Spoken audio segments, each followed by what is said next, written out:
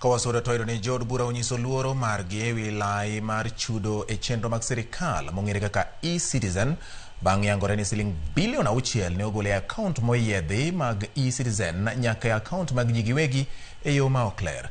Jagoro mongirore migawo mar omenda Dr. Ksh6B kata kamano osingo ne jo Kenya ni omenda ma kamago ok olal nikech sirikal ne oloro akaunt mag bengigo. Jafwambo marwa Chris Owino nigi ler. Piny owacho ochwero luya kendo e nyim jo od bura ewi adiera mar lai mar choko chudo mag sirikal mong'ere kaka e-citizen.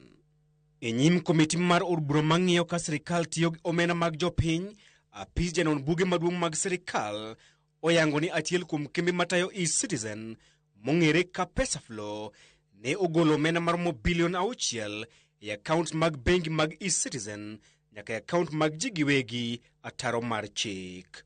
Citizens collection accounts had receipts amounting to 68,719,877 Kenya shillings and US dollars 48,142,844 from an undisclosed account named Pesaflow.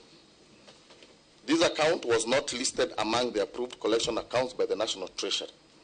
In this regard, it was used to regularly collect. Fweny makamano okelo liete kin jokanyo mag komitino mane dwaro ng'eyo kama omenda makamago nitiere. First of all, I would want to know the relationship between webmasters, e-citizen Services Limited, Olive Tree, and Pesaflow.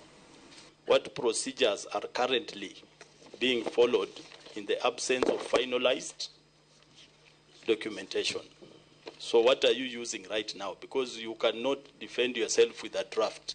Jagoro mar migawo mar omenda Ksh6B ne otieko luoro moro amora ni pesa makamano ne olal ka owacho ni migawo mare ne oloro akaunt mag bengi mane ochwali omenda makamago.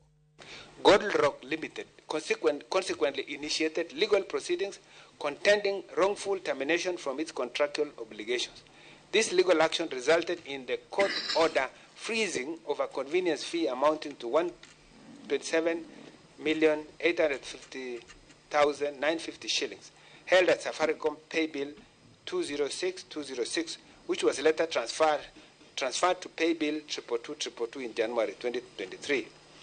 Piny owacho bende oyudore e lot machielo bang' Auditor General keto e lela ne otam gi donje kuku maduong' mar e-citizen mar ng'iyo ka weche mag omenda osebedo ka itiyogo.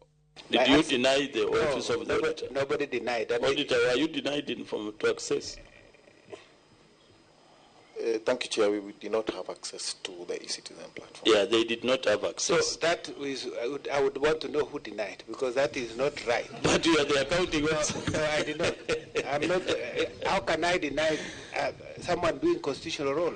The management letter was written to the PS Treasury. No, but that's not true. And I think Chair, yeah. we are now not doing the right thing. Chris Owino, Ramogi TV, Nairobi.